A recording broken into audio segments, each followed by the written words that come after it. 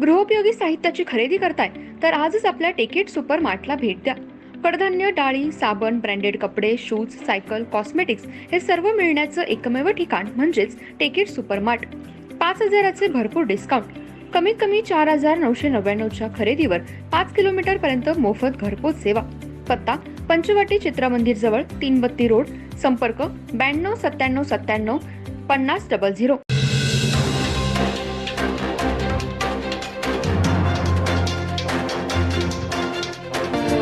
नमस्कार, मी तेजस्विनी मगदूम. एम मराठीमध्ये आपल्या सर्वांचं स्वागत आहे. पाहूया ठळक घडामोडी.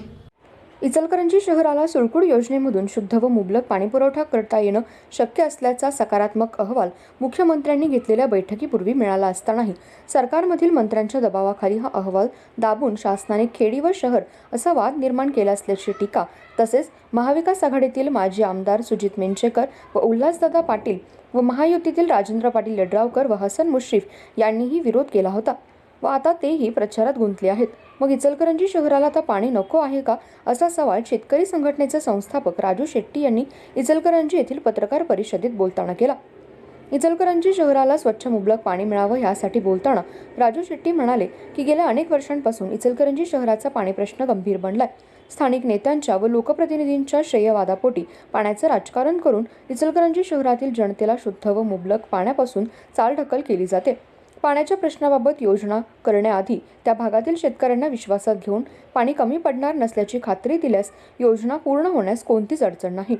2019च्या निवडणुकीदरम्यान दानोळी येथील शेतकरी कृती समिती व इचलकरंजी शहरातील लोकप्रतिनिधींमध्ये झालेल्या वादात मी कृती समितीला परिसरातील शेतकऱ्यांना पाणी कमी न पडता इचलकरंजी शहराला शुद्ध व मुबलक पाणी कसे देता येते याची समजूत काढण्यासाठी गेलो होतो. मात्र त्या ठिकाणी पाण्याचे राजकारण करून मला खलनायक ठरवण्यात आलं. 2018 साली तत्कालीन पालकमंत्री चंद्रकांतदादा पाटील यांच्या अध्यक्षतेखाली झालेल्या बैठकीत अंकली पुलावर कृष्णा नदीवर 4 मीटर बंधारा बांधून पाणीसाठा केल्यास पाणी कमी पडले नसते. सदरचा प्रस्ताव स्वर्गीय ND पाटील यांनाही मान्य होता. मात्र याकडे जाणीवपूर्वक दुर्लक्ष केलं गेलं. त्यानंतर शासनाने व महापालिकेने कोणतीही कार्यवाही न करता दुसरीच योजना कार्यान्वित केली. सध्या सुळकुड योजनेचा वाद पेटला असून या ठिकाणी सुद्धा मंत्री, लोकप्रतिनिधी व प्रशासन शेतकऱ्यांची समजूत काढण्यामध्ये अपयशी ठरलेत. दूधगंगा धरणामध्ये गळतीमुळे पाणी कमी पडून उन्हाळ्यात कपात होत असल्याचं शेतकऱ्यांचं म्हणणं होतं. याबाबत सरकारने परिपूर्ण अभ्यास करून धामणी प्रकल्पातील शिल्लक पाणीसाठा व गैबी बोगद्यातून पंचगंगा नदीत पिण्यासाठी व शेतीसाठी सोडण्यात येणारं पाणी थांबवून दूधगंगा नदीत सोडण्यात आलं असतं तर नदी कायमस्वरूपी प्रवाहित राहून दानवाडपासून ते कागल तालुक्यातील शेतकऱ्यांना पाण्याची कमतरता भासली नसती. सध्या धामणी प्रकल्पातील 3.95 TMC पाण्याचा शिल्लक साठा असून ते पाणी आरक्षित करून शेतीसाठी दूधगंगा प्रकल्पाच्या आरक्षित शेती व पिण्याच्या आरक्षणासाठी वापरल्यास सुळकुड योजनेत पाणीपुरवठा मुबलक प्रमाणात शिल्लक राहतो. त्यामुळे इचलकरंजी जनतेने मला पुन्हा एकदा संधी द्यावी अशी जशी ऊसाची दरासाठी माझी चळवळ राहील तशीच माझी इचलकरंजी शहराला स्वच्छ मुबलक पाणी मिळण्यासाठी चळवळ उभी करून शहराला पाणी मिळवून देण्याचा आत्मविश्वास राजू शेट्टी यांनी दर्शवला. इचलकरंजी शहरातील जनतेला मीच पाणी मिळवून देणार आहे. गेल्या 5 वर्षांपासून मीही शिक्षा भोगत आहे, पण मला विलन केलं जातंय माझा एक फोटो फिरवून. पण त्यातीलच काही नेते आता प्रचारात गुंतलेत. महाविकास आघाडीतील सुजित मेंचेकर, उल्हासदादा पाटील हे आता इचलकरंजी शहरामध्ये प्रचारासाठी फिरत आहेत. त्यांनी सुद्धा विरोध दर्शवला होता. तर राजेंद्र पाटील यड्रावकर व पालकमंत्री हसन मुश्रीफ यांनीही इचलकरंजीला पाणी देण्यासाठी विरोध केला आहे. मग आता या नेत्यांनी का इचलकरंजीमध्ये मत मागण्यासाठी यायचं? मग यांना विरोध होणार का? महाविकास व महायुतीतील नेत्यांवर राजू शेट्टी बरसले आहेत. त्यामुळे मी इचलकरंजी शहरातील नागरिकांना विश्वास देतो की शासनाने या ठिकाणी परत राजकारण केल्यास शेतकरी आंदोलनाप्रमाणे मोठं जनआंदोलन उभं करून इचलकरंजी शहरातील जनतेला शुद्ध व मुबलक पाणी मिळवून दिल्याशिवाय स्वस्थ बसणार नाही. विद्यमान खासदार व आमदार यांना हा प्रश्न समजून न घेता आल्याने हे दोघेही यामध्ये अपयशी झालेत. त्यामुळे शेतकरी, प्रशासन व लोकप्रतिनिधींच्या समन्वयातून सुळकुड योजनेतून इचलकरंजी शहराला शुद्ध व मुबलक पाणी देणं सहज शक्य आहे. यावेळी जिल्हाध्यक्ष सागर शंभूशेटे, इचलकरंजी शहराध्यक्ष विकास चौगुले, बाळासाहेब पाटील, सतीश मगदूम, हेमंत वळगुंद्रे, ॲडव्होकेट प्रवीण उपाध्ये यांच्यासह स्वाभिमानीचे पदाधिकारी उपस्थित होते. महाविकास आघाडीच्या उमेदवाराचा प्रचार करणारे 2 माजी आमदार जे आज आहेत त्यांनी 5 वर्षापूर्वी रक्त सांडू परंतु इचलकरंजीला एक थेंब पाणी देणार नाही अशी भूमिका घेतलेली होती. आणि आज महाविकास आघाडीचे जे उमेदवार आहेत ते म्हणतात की मी इचलकरंजीला पाणी आणणार, त्यांच्यावर इचलकरंजीकरांनी विश्वास ठेवायचा काय नाही ते ठरवावं. मी इचलकरंजीच्या पाण्याला कधीही विरोध केलेला नव्हता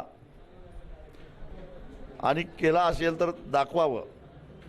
एक जे काही 5 वर्षापूर्वीचा फोटो फिरतो आहे तो फोटो दानोळेला जाऊन मी पिण्याच्या पाण्याला विरोध करता येत नाही, कारण त्याचं आरक्षण वेगळं असतं हे तिथं जाऊन सांगणारा मी लोकप्रतिनिधी होतो आणि ते धाडस फक्त आणि फक्त मीच केलेलं होतं. इतरांचं दानोळीला जायचं धाडससुद्धा होत नव्हतं. तेव्हा माझी अशी भूमिका आहे, कारण नसताना मला आरोपीच्या पिंजऱ्यात उभा केलं गेलं आणि मी इचलकरंजीला पाणी द्यायला विरोध करतोय असं भासवलं गेलं. दुसरे जे विद्यमान आमदार आहेत शिरोळचे, त्यांनीही पाणी आणायला इचलकरंजीला पाणी द्यायला विरोध केलेला होता. ते आता माझ्या माहितीप्रमाणे आता अजून तरी शिंदे गटामध्ये आहेत, म्हणजेच विद्यमान खासदारांचं ते समर्थन करतायत असा मी अर्थ काढतो. मग माझा काही दोष नसताना, कारण नसताना मला शिक्षा दिली, म्हणून मी आता इचलकरंजीकरांना आवाहन करतो की एकदा माझ्यावर विश्वास ठेवून बघा. मी आजपर्यंत जी जी आंदोलनं केली ती कधी वाया गेलेली नाहीत. त्यामुळं मी लढून, रस्त्यावरची लढाई करून इचलकरंजीकरांना पाणी आणून द्यायला तयार आहे. कसं आणू शकतो ते आता मी पत्रकार परिषदेत सांगितले आहेच. इचलकरंजीकरांनी फक्त मला साथ द्यावी. जेव्हा जेव्हा हाक मारेन त्यावेळी रस्त्यावर यायची तयारी दाखवावी. मी इचलकरंजीकरांना पाणी आणून दाखवतो, पण इचलकरंजीकरांनी सुद्धा मला साथ दिली पाहिजे. मी एकटा काय करू शकत नाही. जशी उसाची चळवळ तुम्ही उभा करतात त्या पद्धतीने पाण्याचा लढा भविष्यात. हो, मी हाक दिली की लाखो शेतकरी रस्त्यावर येतात, म्हणून उसाची चळवळ यशस्वी होते. मी हाक दिल्यानंतर लाखो इचलकरंजीकर रस्त्यावर आले तर इचलकरंजीला पाणी आणणं सुद्धा अवघड नाही. स्वतःलाच तुम्ही दोष ठेवून घेतला की माझा काय गुन्हा, 5 वर्ष मी काय केलं असं म्हणतात पत्रवाटीला. हो, निश्चितच.